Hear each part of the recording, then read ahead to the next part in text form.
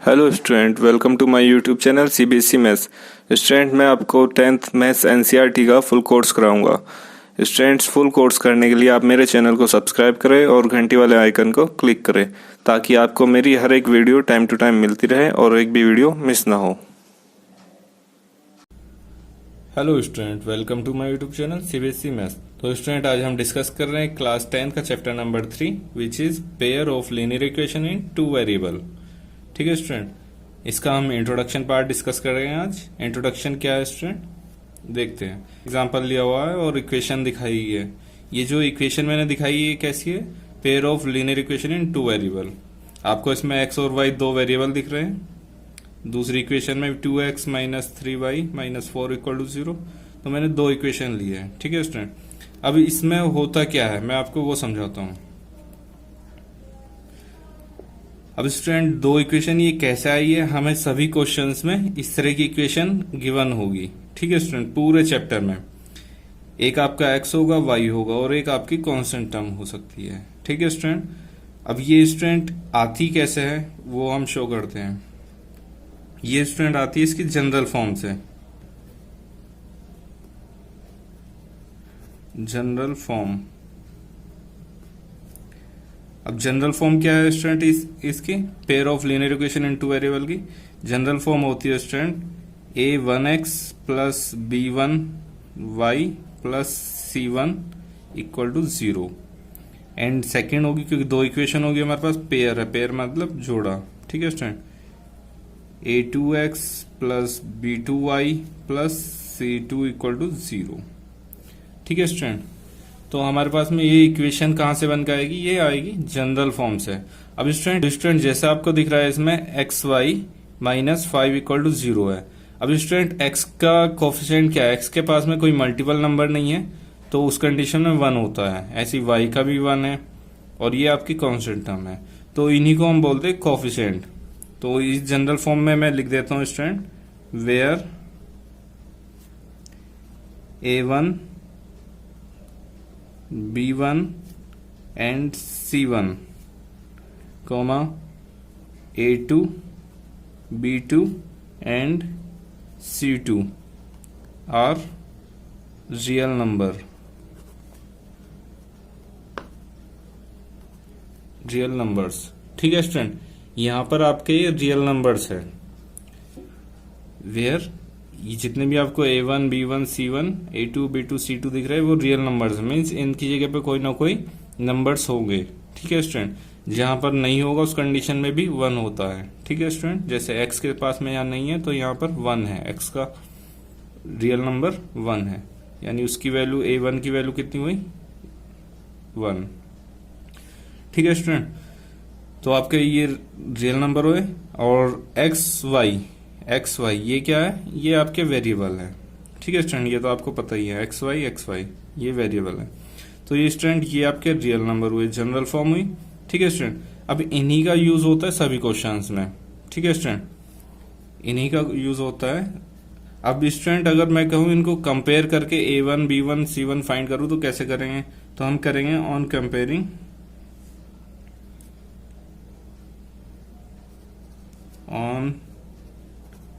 Comparing with general form.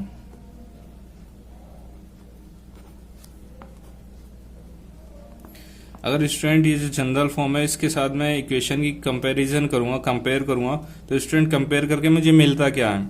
मिलेगा मुझे coefficient a1 b1 c1 a2 b2 c2 की value find करते हैं हम कंपेयर करके। ठीक है स्टूडेंट, तो हम कंपेयर कर रहे हैं इक्वेशन को और कंपेयर करके आप खुद ही देखिए स्टूडेंट, a1 x और यहाँ फर्स्ट इक्वेशन में क्या है? x है, तो x को छोड़ के क्या कंपेयर मिला आपको? यहाँ a1 है और यहाँ पर 1 है, तो a1 की वैल्यू कितनी मिल गई हमें? 1 प्लस b1 y को यहां से छोड़ेंगे, y को यहां से छोड़ेंगे तो b1 यहां बचा और यहां पर भी 1, तो b1 की वैल्यू हमें क्या मिली?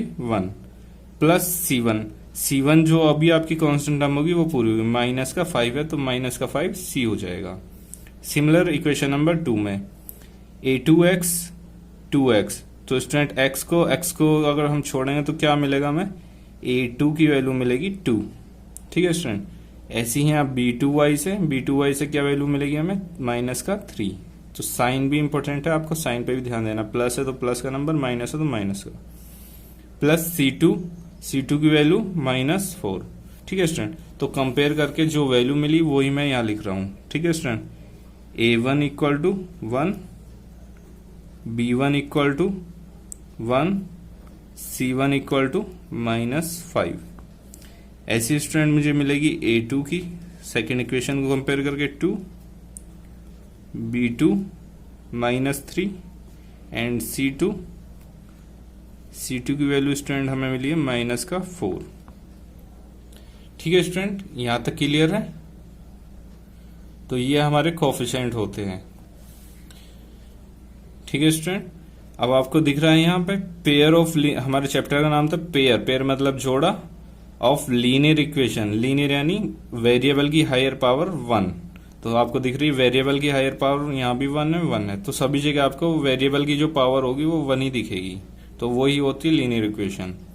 इन टू वेरिएबल आपको पता ही है, एक वेरिएबल एक्स है, एक वाई। हमेशा 2 वेरिएबल हो गए पूरे चैप्टर में। ठीक है स्टूडेंट। जहां पे 2 वेरिएबल नहीं हुए वो 2 वेरिएबल वाली इक्वेशन नहीं है। ठीक है स्टूडेंट, यहां तक क्लियर है। ठीक है, अब आगे चलते हैं। अब क्या है student, method to solve pair of linear equation in 2 variable. अब स्टूडेंट हमारे पास में मेथड, कितने टाइप के मेथड है इनको सॉल्व करने के। जो पीछे मैंने आपको इक्वेशन बताई अभी, इस टाइप की इक्वेशन तो होगी, तो कितने मेथड से उन इक्वेशन को हम सोल्व कर सकते हैं। Method to solve pair of linear equation in 2 variable. ठीक है, जो इक्वेशन होती है, तो हमारे पास में 2 ही मेथड है। First is graphical method, second is algebraic method. ठीक है स्टूडेंट। तो ग्राफिकल और एल्जेब्रिकल क्या है ये, तो इसको समझाने के लिए स्टूडेंट मैंने फर्स्ट मेथड लिया है, ग्राफिकल मेथड। फर्स्ट मेथड समझते हैं। फर्स्ट मेथड में student general form of pair of linear equation in 2 variable x and y is. तो सबसे पहले आपको जनरल इक्वेशन पता होनी चाहिए ग्राफिकल मेथड सोल्व करने के लिए। जनरल इक्वेशन तो अभी मैंने पीछे आपको कराई थी। जनरल इक्वेशन क्या थी, याद हो गई होगी स्टूडेंट आपको। जनरल फॉर्म होती है a1x plus b1y plus c1 equal to 0, first equation. And second हो जाएगी a2x plus b2y plus c2 equal to 0। X y variable के साथ में जो जनरल फॉर्म होती है वो ये होती है ग्राफिकल मेथड में। ठीक है स्टूडेंट, अभी आपको पीछे भी कराई थी। तो आपको ये जनरल फॉर्म पता होनी जरूरी है। ठीक है स्टूडेंट, ग्राफिकल मेथड के लिए। अब स्टूडेंट हमारे पास में कंपेयर करी थी हमने वैल्यू पीछे कुछ। ठीक है स्टूडेंट, कुछ इक्वेशन को कंपेयर करा था। कंपेयर करके हम क्या पता करते हैं, उनके हमारे पास में रेशियो आते हैं, a1 b1 c1 a2 b2 c2। क्या वैल्यू आई थी स्टूडेंट हमारे पास में, इक्वेशन को जब कंपेयर करते हैं a1 b1 c1 a2 b2 c2, इनकी वैल्यू तो फाइंड करी थी हमने। ठीक है स्टूडेंट। अब हमें करना क्या, जनरल ग्राफिकल मेथड में इनकी जो वैल्यू आएगी उनको हमें रेशियो में देखना है। If a1 upon a2 not equal, ये इक्वल नहीं होगी इसकी वैल्यू, a1 अपॉन a2 की वैल्यू जो भी होगी वो इक्वल नहीं होगी b1 अपॉन b2 के। तो उसको क्या बोलते हैं स्टूडेंट, तो student a1 upon a2 not equal to b1 upon b2। अगर ये कंडीशन आपकी बनेगी, ठीक है, हम इसको चेक करते हैं कि ऐसे रख के कि इक्वल आ रही है या नहीं आ रही। क्यों करते हैं, उससे हम पता करते हैं कि हमारा जो ग्राफिकल मेथड है वो किस टाइप का है। ठीक है स्टूडेंट। तो हमारे पास में ग्राफिकल मेथड में भी 3 टाइप होते हैं, 3 कंडीशन होती है। कौन कौन सी, यदि a1 upon a2 not equal to b1 upon b2 आएगा तो वो स्टूडेंट होता है इंटरसेक्टिंग लाइंस। क्या होता है, इंटरसेक्टिंग लाइंस। तो लाइन जो होगी स्टूडेंट हमारी वो इंटरसेक्ट करेगी लाइक दिस, ऐसे एक लाइन ये जा रही है तो दूसरी लाइन इंटरसेक्ट करती हुई जाएगी। ठीक है स्टूडेंट। अब ये तो हमारे पास में पता चल के, चलो ये कंडीशन है तो इंटरसेक्टिंग है, लाइन इंटरसेक्ट करेगी ग्राफिकल मेथड में। ठीक है स्टूडेंट। एल्जेब्रिकल में क्या होगा, तो एल्जेब्रिकल में स्टूडेंट होगा उसका unique solution, one solution, only one solution यहाँ केस लिख लेने first second, only one solution और यूनिक सॉल्यूशन, यूनिक सॉल्यूशन। ठीक है स्टूडेंट, इस केस के पास में या तो एक ही सॉल्यूशन होगा और उसी को बोलते हैं हम यूनिक सॉल्यूशन। ठीक है स्टूडेंट, थर्ड कंडीशन क्या होगी इसी केस की, इसी को हम बोलते हैं कोइंसिडेंट। क्या बोलते हैं student? Coincident.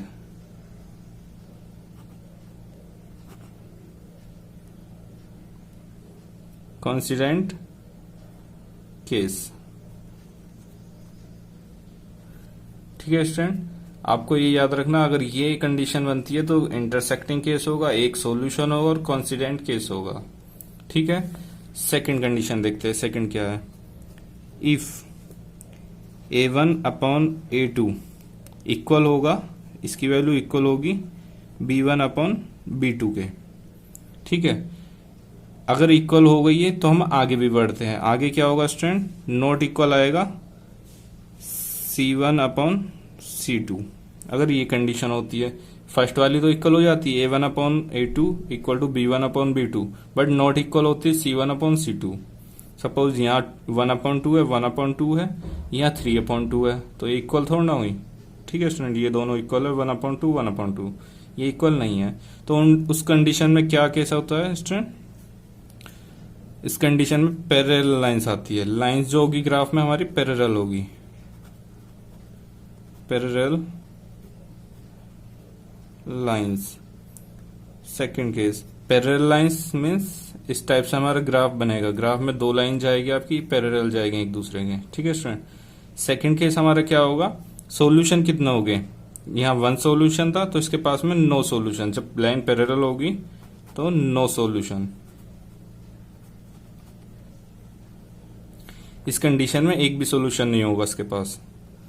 Third case, third case कैसा होगा? ये कोइंसिडेंट था तो ये वाला कैसा होगा? ये इनकोइंसिडेंट होगा, जिसमें एक भी केस नहीं होता वो इनकोइंसिडेंट,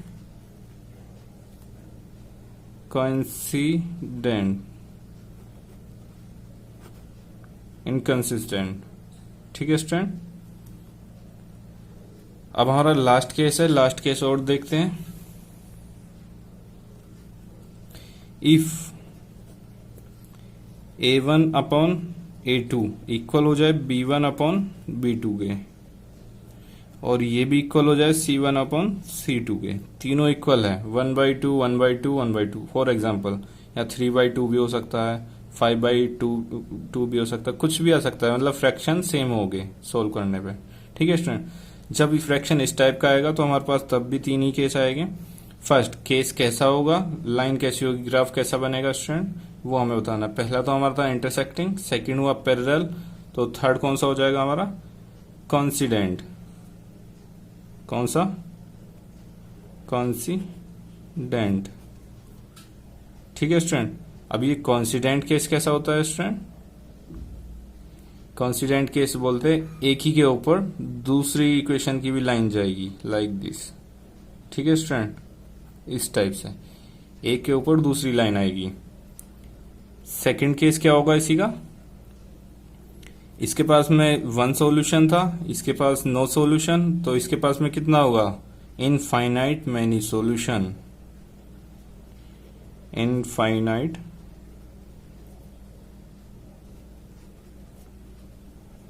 मैनी सॉल्यूशन। ठीक है student, third case, last case क्या होगा इसका? इसमें कोइंसिडेंट केस था, इनकोइंसिडेंट, तो थर्ड वाला भी ये कोइंसिडेंट हो जाएगा, कोइंसिडेंट केस। ठीक है स्टूडेंट, तो ये आपकी ग्राफिकल मेथड था। ग्राफिकल मेथड को रिप्रेजेंट कैसे करते हैं, तो आपको ये केस याद रखने जरूर। ये केस बनता होगा तो आपको ये नाम याद रखने हैं। अगर यहाँ पर किसी क्वेश्चन में इंटरसेक्टिंग लाइंस आ गया तो आपको दिमाग में एकदम आना चाहिए कि A1 upon A2 not equal होता B1 अपॉन B2 के। ठीक है, इन नेम्स से स्टूडेंट आपको ये केस याद रखने हैं। ठीक है स्टूडेंट, तो ये हुआ आपका ग्राफिकल मेथड। सेकेंड मेथड है आपका एल्जेब्रिकल मेथड, एल्जेब्रिक मेथड। तो सेकेंड मेथड देखते हैं हम, एल्जेब्रिक मेथड। तो सेकेंड मेथड हमारे पास है student algebraic method. Algebraic method में स्टूडेंट हमारे 3 मेथड होते हैं इसमें भी, substitution method, elimination method, cross multiplication method. तो स्टूडेंट हमारे पास में इसमें 3 मेथड है, तीनों मेथड पे हम डिस्कस करेंगे। आपके पास में pair of linear equation in 2 variable अगर इक्वेशन है, कोई 2 इक्वेशन है आपके पास, तो उसी एक इक्वेशन को हम तीनों मेथड से सॉल्व कर सकते हैं और तीनों का आंसर सेम आएगा बस। बट मेथड क्या है सॉल्व करने के, तीनों डिफरेंट है। सब्स्टिट्यूशन अलग होता है, एलिमिनेशन अलग होता है, क्रॉस मल्टीप्लिकेशन अलग होता है। ठीक है स्टूडेंट, तो इन तीनों मेथड को हम डिस्कस करते हैं नेक्स्ट वीडियो में। ठीक है स्टूडेंट, अगर मैं एक ही वीडियो में डिस्कस करूंगा तो वीडियो लंबी हो जाएगी। ठीक है स्टूडेंट, तो आज ही हम डिस्कस करेंगे इनको भी, बट नेक्स्ट वीडियो में करते हैं। ठीक है स्टूडेंट, तो आज के लिए इतना ही। अब देखते हैं नेक्स्ट वीडियो में, इसका सेकंड पार्ट आप जरूर देखिए। Thank you.